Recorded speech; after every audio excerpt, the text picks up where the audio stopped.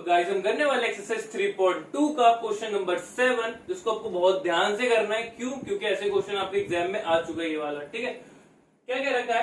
Draw the graph. आपको graph draw करना है जिसमें दो इक्वेशन दे रखी है। क्या दे रखा है? सबसे पहले x माइनस में y इक्वल टू में प्लस है, उधर हमने उसको कर दिया तो -1 हो गया। और क्या दे रखा है?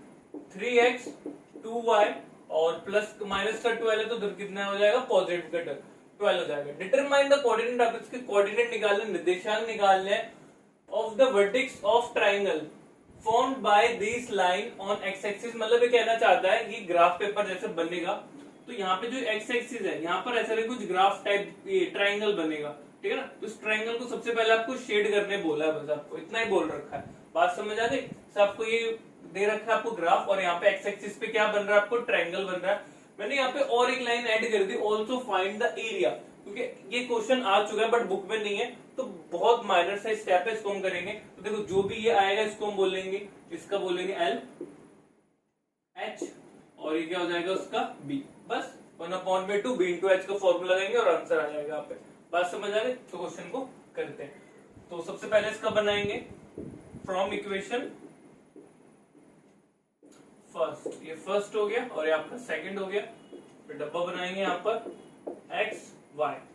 तो कितना है आपके पास? -1, तो x की वैल्यू 0 रख देते हैं। तो x की वैल्यू जब 0 रखी तो ये कितना आ गया आपके पास? -y -1। माइनस से माइनस कट गया तो y की वैल्यू कितनी आ गई? 1। ठीक है, अब y की वैल्यू 0 रख लेते हैं। y की वैल्यू कितनी रख दी हमने? 0। तो x माइनस में y -1, तो यहाँ पे y की वैल्यू 0 हो गई। तो x की वैल्यू कितनी आ गई? -1। तो x की वैल्यू कितनी हो गई? -1। y की वैल्यू जब 1 रखा तो x की वैल्यू कितनी आ गई? -1। ठीक है, तो फिर लिखते हैं फ्रॉम इक्वेशन सेकंड। जब सेकंड लिया तो 3x 2y और ये 12, तो यहाँ पे 0 रखते हैं। x की वैल्यू सबसे पहले 0 रखी, तो x की वैल्यू जब 0 रखी तो 2y 12, तो इसको 0 से मल्टीपल करा तो 0 आ गया, और ये y 12/2, तो y की वैल्यू कितनी आ गई? 6। जब x की वैल्यू 0 रखा तो y की वैल्यू कितनी आ गई? 6। ठीक है ना? देन उसके बाद क्या रखेंगे हम? 3x 2y इक्वल टू में 12, तो 3x और 2 और y की वैल्यू कितना रखेंगे? 0। ठीक है ना? y की वैल्यू कितनी रखेंगे? 0। तो 3x और ये 0 हो गया और ये 12, तो यहाँ पे 3x ये 12, 3 का है मल्टीपल में, तो कहां जाएगा आपका? डिवाइड में। तो x की वैल्यू कितनी आ गई आपके पास? 4। तो जब हमने y की वैल्यू 0 रखी तो x की वैल्यू कितनी आ गई? 4। ठीक है, तो ये आपके कोऑर्डिनेट यहाँ पे निकल चुके हैं। अब इसको क्या करेंगे? ग्राफ में रिप्रेजेंट करके दिखाएंगे। ठीक है, तो चलिए करते हैं। तो गाइस अब इसको हम ग्राफ में रिप्रेजेंट करके देख लेते हैं। ठीक है, तो यहाँ पे कितना देगा? 0 and 1, और हाईएस्ट कितना देगा? 4 और 6 दिख रहा है, एंड कितना दिख रहा है? 4। तो हम 6 6 दोनों तरफ ले लेते हैं। तो इधर भी ले लेते हैं हम यहाँ पे 6 4 सॉरी 6 5 4 3 2 1, एंड ये क्या आएगा आपके पास? 0। ठीक है, हमने यहाँ पे कर दिया। और माइनस में कितना दिख रहा है? माइनस में 1 ही दिख रहा है, तो माइनस में ज्यादा ले लेंगे हम, 3 तक ले लिया हमने यहाँ पे।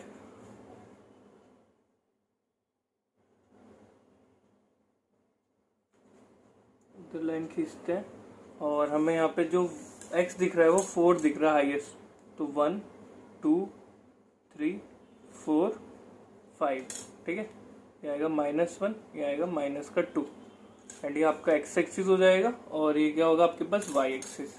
ठीक है, देन उसके बाद हम क्या करेंगे?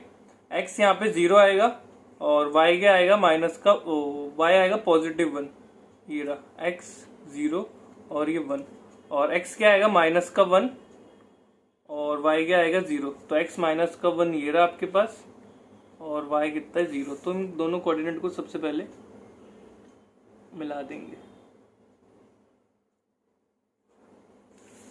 देन उसके बाद कितना दे रखा है? x 0 दे रखा है, और y कितना दे रखा है? 6, तो y 6 ये रहा, और फिर देन उसके बाद ये दे रखा है 4 यहाँ पर, x 4। तो हम दोनों कोऑर्डिनेट को फिर से मिला देते हैं यहाँ पर। आप आपको इतना डार्क नहीं करना, डार्क मत कीजिएगा आप ज्यादा, ठीक है। देन उसके बाद यहाँ पे कोऑर्डिनेट लिख दो आप, x4 है, y 0 है, और यहाँ पे क्या आपका 0 एंड ये 6 है।